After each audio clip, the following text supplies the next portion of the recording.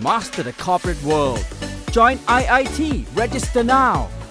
ජාතික ජනබල වේගය 103ක් තිබුණ පාර්ශ්වය අද 150 ගානකට ආවේ මේගොල්ලන් දක්ෂතාවයෙන් යම් යම් අයට පොරොන්දු දීලා. නමුත් ජනාධිපතිවරයාවත් එදා මේ නාම යෝජනා වලට දිවුරුම් දෙනකොට අස්සම් කරනකොට මේ කට්ටිය සොයලා බලන්න මේ ගත්තේ. අද මාලිමාවේ මන්ත්‍රීවරියගේ ස්වාමි පුරුෂයා දරුවා පුතණ්ඩි මත්සකුසා කියන්නේ මත්ද්‍රව්‍ය විකුණා පොලිස් අත්අඩංගුවට අරගෙන තිනවා. දැන් පොලිස් අත්අඩංගුවට අරගෙන මේ අය නීති ක්‍රියාත්මක කිරීම සම්බන්ධව ඇත්ත වශයෙන්ම ජනාධිපතිතුමනි අපගේ ස්තුතිය මම මේ අවස්ථාවේ පිළිගන්නවා ඔබතුමාට.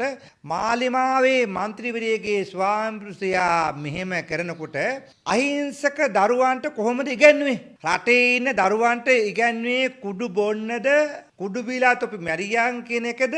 Use any ATM of your convenience and stand a chance to win Gold Sovereign. Once you go Robiolac, there's just no turning back. Robiolac.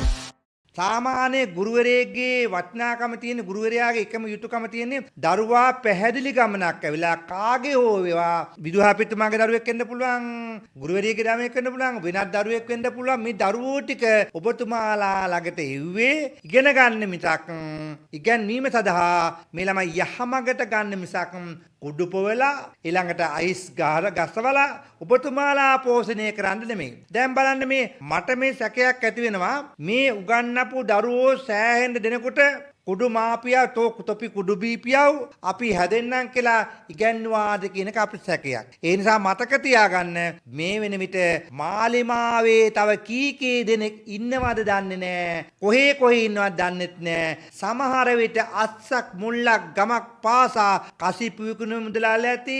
ඒකට තව එතනෝල් මුදලාලා ඇති.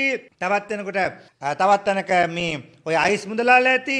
පෙති මුදලාලා ඇති. මේ සෑම සිළු දනාම සියලුම දෙනා ජාතික ජන බලවේගය විතරක් නෙමෙයි වෙනත් දේශපාලන පක්ෂවලත් ඉන්නවා. මතක තියාගන්න දැන් යම් විදිහකට දැන් මාලිමාව ජාතික ජන බලවේගයේ මේ වත්මන් රජය තරාතිරකම් නොමැතිව මේ අය නීතිය ක්‍රියාත්මක කරදී ඒගොල්ලන් කිසි දෙයක් කිව්වේ නැහැ. නමුත් පසුගිය රජයේ කාලේ පසුගිය කාල සීමාවල මතක නේද STF එක ගිහිලා අත්අඩංගුවට ගන්නකොට අයියලා මල්ලාට ගිහිලා මෙහෙම කරට කර අත දාගෙන සමහර කට්ටිය ඉඳාස් කරා. එතකොට ඒ නීතිය වල් වැද්දුවා. දැන් සමහර මේගොල්ලන් නීතිය වල් වද්දන්නේ නැතුව නීතිය ක්‍රියාත්මක කර වැඩ කටයුතු කරා යනවා. අපි ඇත්ත වශයෙන්ම වර්තමාන රජයේ අගය කරනවා. අගය කරන ගමන් මේ ජනතාවට දෙන මේ ප්‍රශ්නදී අපි දුක් වෙනවා.